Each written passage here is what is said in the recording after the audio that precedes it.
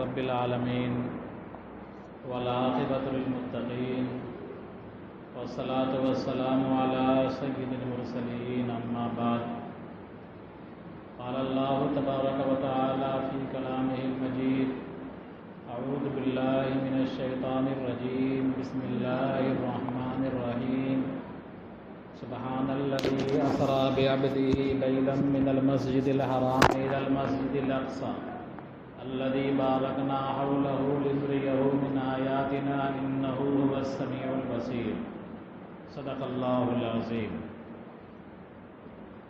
محترم بزرگوں، عزیز ساتھیوں،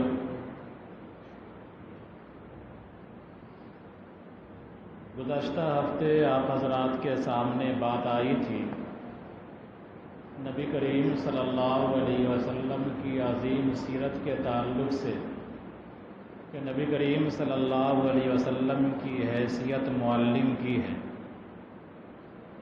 لہذا ہماری اور آپ کی بھی حیثیت معلم یا متعلم کی ہو جاتی ہے، اور نبی کریم صلی اللہ علیہ وسلم کا سب سے بڑا معجزہ جو تھا وہ علم ہی تھا۔ بات چلی تھی اور بتایا گیا تھا کہ نبی کریم صلی اللہ علیہ وسلم دنیا کے پہلے ایسے بشر ہیں جس نے انسانوں سے توہمات کو دور کیا اور انسان کے ذہن کو عقل سے سوچنے، دوسرے لفظوں میں سائنسی علوم کی طرف رغبت دلایا، اس تعلق سے رہنمائی کی یا اشارات دیے۔ بات نکلی تھی، آگے چلتی 2-3 ہفتے بات چلتی، اس موضوع پر بہت ساری باتیں آنے تھی، لیکن اس سلسلے پر بریک لگایا جاتا ہے۔ آج ہم بات کریں گے ارض مقدس کے تعلق سے، جہاں حالیہ تنازع کھڑا ہے، اور آپ دیکھ رہے ہیں موبائلوں میں، ٹی ویوں پر، اخباروں میں یا خبروں میں سن رہے ہیں کہ فلسطین کے علاقے میں اسرائیل کے درمیان یعنی یہودیوں کے درمیان اور فلسطین میں جو وہاں کے مول نواسی ہیں، وہاں کے رہنے والے ہیں، ان کے درمیان جنگ چل رہی ہے۔ تقریباً آج 8 روز ہونے کو ہے۔ گزشتہ سنیچر سے جنگ کا آغاز ہوا تھا، تاہنوز جاری، تباہیاں ہیں، بربادیاں ہیں، وہ سب اپنی جگہ پر۔ آج ہم جانیں گے ارض مقدس کے تعلق سے کہ جہاں یہ جنگ لڑی جا رہی ہے، اس جگہ کی حیثیت ہمارے لیے کیا ہے، اور اس جگہ کے مستحق کون ہیں۔ اس تعلق سے ہم بات کریں گے، اور یکے بعد دیگرے اس سلسلے میں جو غلط فہمیاں میڈیا کے ذریعے پھیلائی جاتی ہیں اس کو بھی دور کرنے کی کوشش کریں گے انشاءاللہ۔ پہلے تو یہ سمجھنا چاہیے کہ دنیا کے قدیم نقشے میں جو آج مڈل ایسٹ کہلاتا ہے، مشرق وسطیٰ کہلاتا ہے، دنیا کے قدیم نقشے میں یہ 2 ہی ملک تھا۔ ایک حجاز کہلاتا تھا، دوسرا شام کہلاتا تھا۔ اس دل کے ٹکڑے ہزار ہوئے، کوئی یہاں گرا، کوئی وہاں گرا، جب ہمارا کوئی گارجین ہی نہیں رہا، خلیفہ کو ہم نے خود جلا وطن کر دیا مسلمانوں نے، نتیجے میں جو ملک شام تھا کئی حصوں میں بٹ گیا، اور جو حجاز تھا وہ کئی حصوں میں بٹ گیا، ورنہ حقیقت میں مڈل ایسٹ کا علاقہ یا مشرق وسطیٰ کا علاقہ صرف ارض حجاز تھا یا ارض شام۔ میں نے جو آیت پڑھی ہے، اس آیت کا تعلق ارض شام سے ہے۔ ارض شام کا جو علاقہ ہے موجودہ نقشے میں، خاص کر ابھی فلسطین کا علاقہ، سیریا کا کچھ علاقہ، اردن کا کچھ علاقہ، مصر کا کچھ علاقہ، سینا کا علاقہ، یہ سارے علاقے بطور خاص بہت متبرک ہیں۔ اس سرزمین کو جو ارض شام ہے، ارض مقدس بھی کہا جاتا ہے، ارض اقصیٰ بھی کہا جاتا ہے۔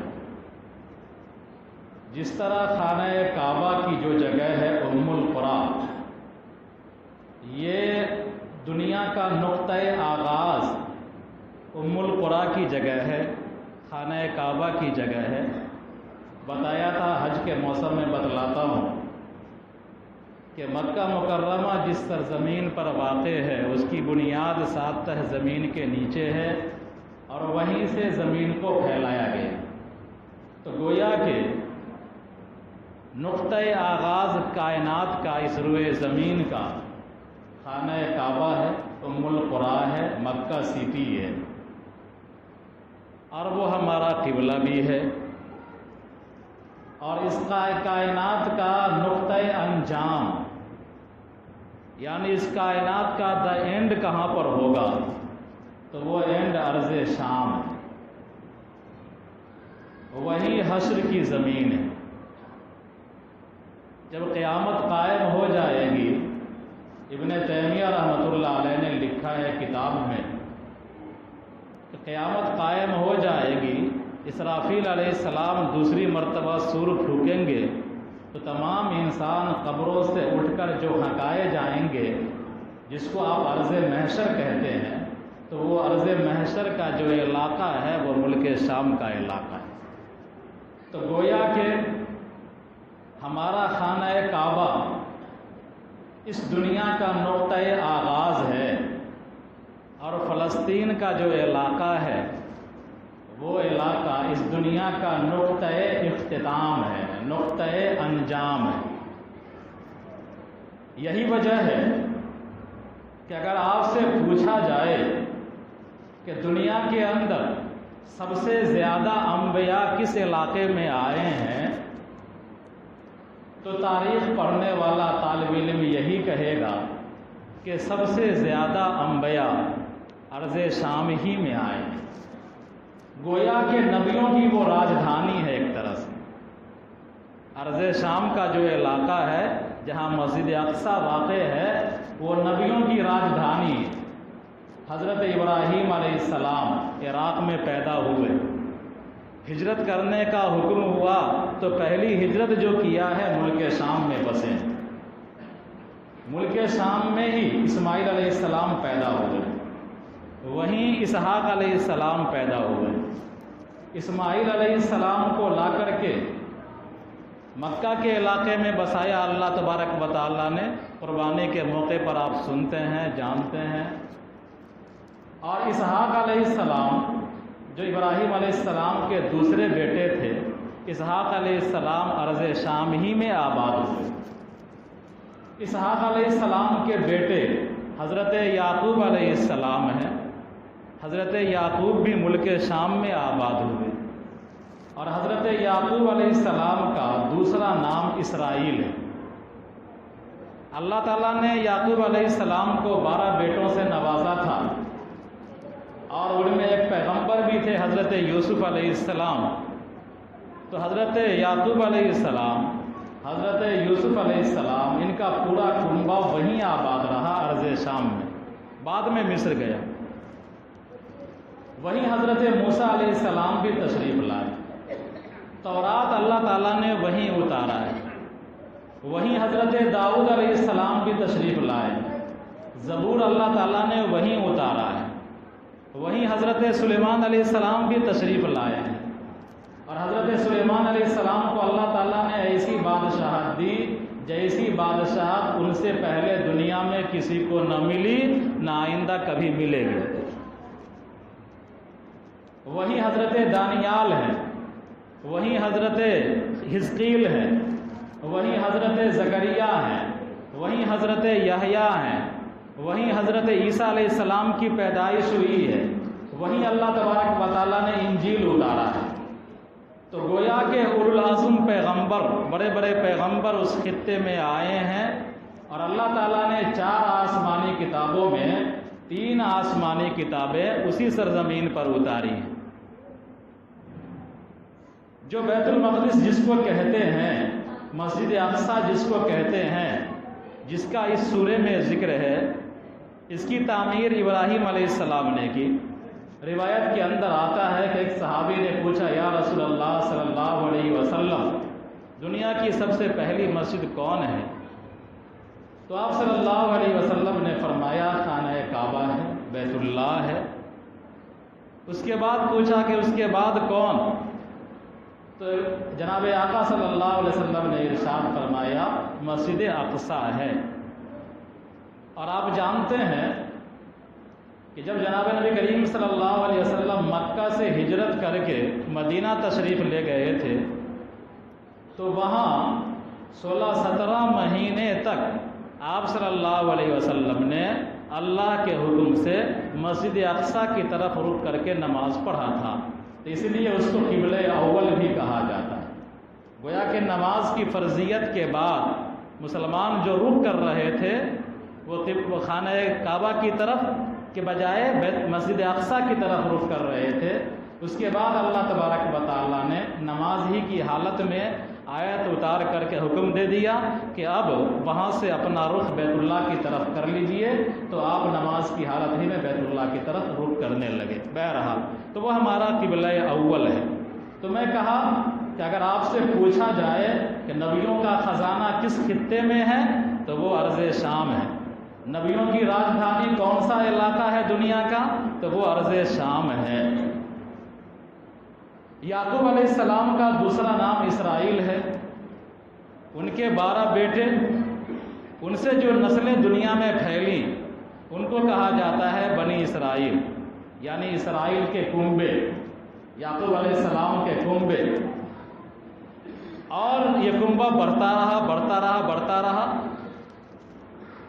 موسیٰ علیہ السلام کا دور آیا، سلیمان علیہ السلام کا دور آیا، مختلف انبیاؤں کا دور آیا، لیکن اس کے اندر جب بگاڑ آیا تو وہ قوم جس میں ایک نہیں بلکہ ہزاروں انبیاء تشریف لائے ہیں، تو اس قوم میں جب بگاڑ آیا تو اتنا بگاڑ آیا کہ جو قوم کو انبیاء کی وراثت سنبھالنی تھی، اس قوم نے نبیوں کو قتل کرنا شروع کر دیا۔ حضرت زکریا کو قتل کرنے والے یہی یہود ہیں۔ حضرت زکریا کو آری سے چیڑ دیا گیا تھا۔ حضرت زکریا کے صاحبزادے حضرت یحییٰ ہیں، بچپن میں ان کو ذبح کر دیا تھا۔ ان کو ذبح کرنے والے یہی یہود ہیں، یہی بنی اسرائیل ہیں۔ موسیٰ علیہ السلام کے درجنوں فرامین کی مخالفت کرنے والے یہی یہود ہیں۔ اللہ تبارک و تعالیٰ کی نعمتوں کی ناشکری کرنے والے یہی یہود ہیں۔ دنیا میں گوشالہ پرستی کی تعلیم دینے والے یہی یہود ہیں، جن کے آباء و اجداد میں ہزاروں انبیاء ہیں۔ لیکن جب بگڑا تو اتنا بگڑا، وہ سماج اتنا سڑا، اتنا بدبودار ہوا کہ دنیا میں گوشالہ پرستی شروع کر دیا، نبیوں کو تانے دینا شروع کر دیا، بچھڑا بنا کر کے، سونے کا بچھڑا بنا کر کے، اور اس بچھڑے کی پرستش کرنے لگے، پوجا کرنے لگے۔ اور جب لوگوں نے کہا کہ ارے یہ کیا کر رہے ہو؟ موسیٰ علیہ السلام تورات لانے کے لیے گئے ہوئے ہیں کوہ طور پر، چلہ کشی میں مصروف ہیں، اللہ تعالیٰ کا امر آنے والا ہے، تورات کا نزول ہونے والا ہے، اور یہ لوگ گوشالہ پرستی میں مبتلا ہو گئے۔ جب لوگوں نے کہا کہ ایسا کیوں کر رہے ہو، تو کہا یہی تو ہمارا معبود ہے، اور موسیٰ بھی آئیں گے تو اسی کو خدا مان کر کے اسی کی عبادت کریں گے۔ تو الغرض جس قوم کو انبیاء کی وراثت سنبھالنی تھی، وہ قوم جب گری تو اتنی بدتر حالت اس کی ہو گئی کہ اس نے نبیوں کو قتل کرنا شروع کر دیا، بت پرستی کی تعلیم دینی شروع کر دی، گوشالہ پرستی کی تعلیم دینی شروع کر دی، اور نبیوں کا مذاق اڑانا شروع کر دیا۔ اللہ تبارک و تعالیٰ نے بار بار کی نافرمانیوں کی وجہ سے انبیاؤں کی بار بار کی مخالفت کی وجہ سے اس قوم پر عذاب نازل فرمایا، اور وہ عذاب کبھی آسمان سے بھی آیا، وہ عذاب کبھی زمین سے بھی آیا۔ روایتوں کے اندر آتا ہے کہ اس ارض شام پر جو بیت المقدس کا علاقہ ہے، مسجد اقصیٰ کا علاقہ ہے، اس علاقے پر ان کو ٹھیک ٹھاک سے رہنا چاہیے، اللہ کی عبادت کرنا چاہیے، نبیوں کی تعلیم کی دھجیاں نہیں اڑانا چاہیے، اس لیے کہ اپنے آپ کو یہ کہا کرتے تھے نحن ابناء اللہ و احباؤہ، کہ ارے ہمارے یہاں ہزاروں انبیاء آئے ہیں، ہم تو انبیاؤں کے بیٹے ہیں، ہم تو اللہ کے بیٹے ہیں، اللہ کے چہیتے ہیں۔ جن کی تھیوری یہ تھی، جن کا نظریہ یہ تھا، لیکن اللہ کے چہیتے ہونے کا دعویٰ کرنے کے باوجود سب سے زیادہ جس قوم نے اللہ تبارک و تعالیٰ کی مخالفت کی، نبیوں کی مخالفت کی تھی، وہ یہی لوگ تھے۔ تو اللہ تعالیٰ نے آسمان سے بھی عذاب بھیجا، زمینی طور پر بھی عذاب بھیجا۔ ایک مرتبہ سلیمان علیہ السلام کا جب زمانہ گزر گیا، تو سلیمان علیہ السلام کے زمانے کے گزر جانے کے بعد جب ان کی نافرمانیاں اور سرکشیاں بڑھنے لگی تو مصر کا ایک بادشاہ ان پر حملہ آور ہوا اور ان کی اینٹ سے اینٹ بجا دیا۔ پھر اس کے بعد وہ چلا گیا لوٹ کر کے، اور ان کو رہنے دیا، مار پیٹ کٹائی پسائی کر کے ان کو چھوڑ دیا۔ پھر ان کے اندر سدھار ہوا، توبہ اوبہ کرے، کچھ حالت اچھی ہوئی ان کی، لیکن جیسے ہی ان کو توانائی ملی ویسے ہی پھر انہوں نے سرکشی کرنا شروع کر دیا۔ تو مصر کا بادشاہ دوبارہ ان پر حملہ آور ہوا، پھر ان کے اینٹ سے اینٹ بجا دی۔ یعنی جب ان کی ٹھگائی ہوتی تھی تو یہ ٹھیک ٹھاک رہتے تھے، اور چند سال ٹھیک ٹھاک رہے، لیکن جیسے ہی امن کا زمانہ آ گیا، فراخی آ گئی، ویسے ہی سرکشی ان کی بڑھنے لگتی تھی۔ جب بگاڑ ان کے اندر حد سے زیادہ بڑھ گیا تو اللہ تبارک و تعالیٰ نے ایران کے ایک بادشاہ کو، بابل کے بادشاہ کو، بخت نصر کو ان پر مسلط کر دیا، اور بخت نصر نے ان کی اینٹ سے اینٹ بجا دی، ان کو ہزاروں افراد کو قتل کیا، ہزاروں کو غلام بنایا، اور جو فلسطین کے علاقے کا بادشاہ تھا پرانا، اسی کے خاندان میں سے ایک آدمی کو اپنا قائم مقام بنا کر کے چلا گیا۔ پھر جب کٹائی پسائی ہوئی، کچھ سدھار آیا ان کے اندر، لیکن جب پھر امن کا زمانہ آ گیا، فراخی آ گئی، پھر انہوں نے سرکشی کی، تو یہ بخت نصر جو بابل کا بادشاہ تھا، ایران کا بادشاہ تھا، اس نے پھر چڑھائی کر دی ان پر۔ یہ اللہ تعالیٰ کی طرف سے من جانب اللہ یہ تسلیط تھی، یہ مسلط کیا جا رہا تھا، یہ عذاب دیا جا رہا تھا ان کو، ان کی پٹائی ہو رہی تھی تاکہ ان کے اندر سدھار پیدا ہو جائے۔ تو جب جب ان کی پٹائی ہوتی تھی یہ سدھار میں آتے تھے، لیکن جیسے ہی امن کی حالت ہوتی تھی ویسے ہی اللہ کی نافرمانیاں شروع کر دیا کرتے تھے۔ انشاءاللہ تفصیل آتی رہے گی، آپ کے وقت نکل رہا ہے زیادہ۔ مسجد کے تعلق سے بات آ رہی تھی آپ حضرات کے بیچ میں، بھی غلام بھائی نے ذکر کیا ہے کہ خرچے بہت ہو رہے ہیں اور قرض بھی زیادہ ہو رہا ہے۔ جو لوگ لائے ہیں پیسہ وہ حوالے کر دیجئے ان کے، تاکہ لگ جائے، اور جو نہیں دے سکے ہیں وہ لکھا دیجیے۔ ایک لفظوں میں ابھی کیونکہ موضوع طویل ہے، چلے گا یہ سلسلہ مہینوں چل سکتا ہے، ایک لفظوں میں ابھی جو موجودہ تنازع ہے، آپ اپنا چندہ کرتے رہیے گلاب بھائی، موجودہ تنازع ہے اس کو آپ یوں سمجھ سکتے ہیں مثال کے کہ آپ کے پاس 5 ایکڑ کی ایک زمین ہے اور آپ کا ایک گھر ہے، آپ کے بچے کمزور ہیں، کچھ بچہ بیمار بھی ہے، کچھ بچہ چھوٹا چھوٹا ہے، لٹا پٹا اجنبی آدمی آپ کے یہاں آیا اور آپ نے کہا، ان سے آپ سے درخواست کیا کہ تھوڑی دیر مجھے رہنے دو، چند ماہ کے لیے رہنے دو۔ آپ نے مہمان سمجھ کر کے اس کو رکھ لیا، اس نے دیکھا کہ ہم کو جگہ مل گئی ہے یہاں رہنے کے لیے، امن ہے، سکون ہے، کوئی دقت نہیں ہے، ایسا کرتے ہیں اپنے ہم فلاں دوست کو بلا لیتے ہیں، اپنے فلاں رشتہ دار کو بلا لیتے ہیں۔ چنانچہ دوست بھی آ گیا، آپ نے فراخ دلی کا مظاہرہ کرتے ہوئے اس کو بھی رہ دیا، چلو رہنے دو۔ رشتہ دار بھی اس کا آ رہا ہے، آپ نے فراخ دلی کا مظاہرہ کرتے ہوئے کہہ دیا کہ بھائی رہو، کوئی بات نہیں ہے۔ اس طرح اس نے اپنے کنبے کو آپ کے گھر میں لا کر کے رکھنا شروع کر دیا، اور جب آپ بستر مرگ پر جانے لگے، آپ کے بچے چھوٹے چھوٹے کمزور، آپ کے گھر کی عورتیں کمزور اور کچھ بیمار، تو اب ان لوگوں کو آپ کے گھر میں رہتے ہوئے دودھ پی پی کر کے توانائی حاصل ہو گئی، اور اس نے یہ دعویٰ کرنا شروع کر دیا کہ آپ کے ابا کے زمانے سے ہم یہاں رہ رہے ہیں، اتنے دنوں سے ہم یہاں رہ رہے ہیں، اس پراپرٹی پر ہمارا حق ہے۔ اب ظاہر سی بات ہے کہ کوئی بھی انصاف پسند آدمی اس کے اس حق کو تسلیم کر سکتا ہے؟ نہیں تسلیم کر سکتا ہے۔ ابھی جو موجودہ قضیہ ہے اس قضیے کو مثال سے آپ اسی طرح سمجھ سکتے ہیں۔ انشاءاللہ ہم آئیں گے اگلے ہفتے اس موضوع پر۔ ربنا تقبل منا انک انت السمیع العلیم۔